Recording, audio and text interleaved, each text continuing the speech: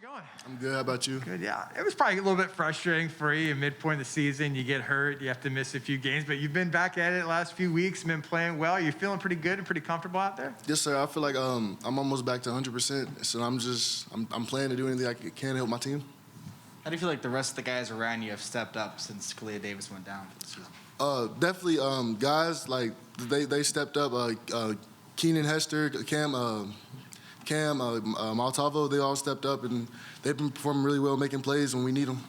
Katie's really, one of the best defensive tackles in the nation, really. Obviously before he went down. What did you kind of learn from him coming in? Because he's kind of been the gold standard here to kind of learn from. You're still a relatively young guy. Mm-hmm. What did you kind of learn from Katie in the months since you've been here?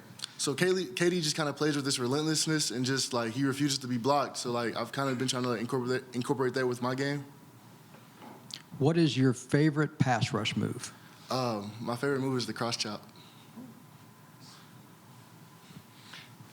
Is this how good has the defense been playing in the last few weeks? I know you kind of had some struggles early on, but you guys almost went 6 straight quarters without giving up any points. Just a lot of touchdown, against Temple late, kind of garbage time. So do you kind of feel like you guys are kind of getting in a groove right now? 100%. I feel like that goes back to coaching though. Like every week, Coach T. Will tells us, do your job. You have one assignment each play, do your job, and everyone's been more locked in with what they had to do.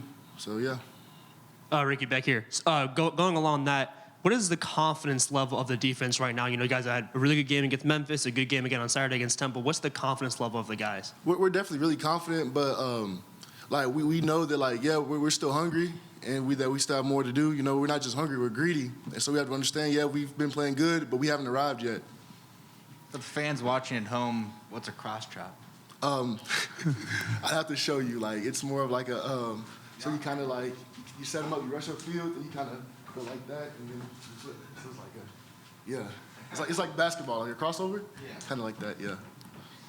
So, I know what you're talking about from my time in the trenches there. That's a scary move. I'll give you credit for that. But defensively speaking, you guys have had a lot of players come back. What does that do to kind of to rev you guys up for the second half of the year here? It definitely helps the morale of the team, just knowing that, you got players coming back, key players that were, played a big part in the first half of the season that went down early.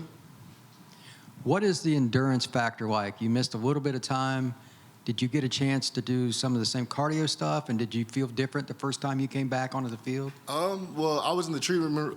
My bad. I was in the treatment room every day, so the training room just kind of keeping my body in shape. They kept my heart rate up, so I really wasn't that much out of shape.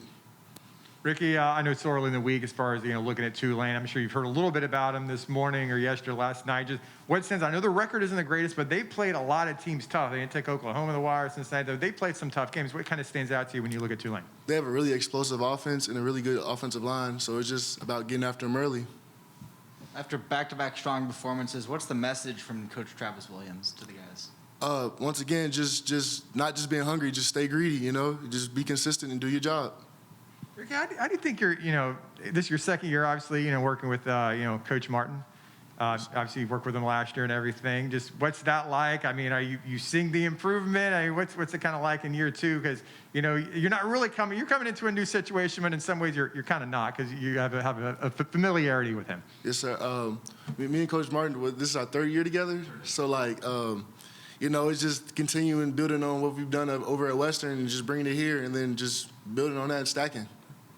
You mentioned some of the guys earlier, Keenan Hester, Cam Good. What's the camaraderie like on a defensive line? Oh, we're all super close. We all learn from each other. We're with each other every day, even after practice. So we're all cool. Yeah, just kind of on that note, what's the team chemistry like? Between the entire defense, offense, you guys get along or hang out, or what's that like? We mesh really well. It's a really close team. It's a player-ran team too. So we're all close.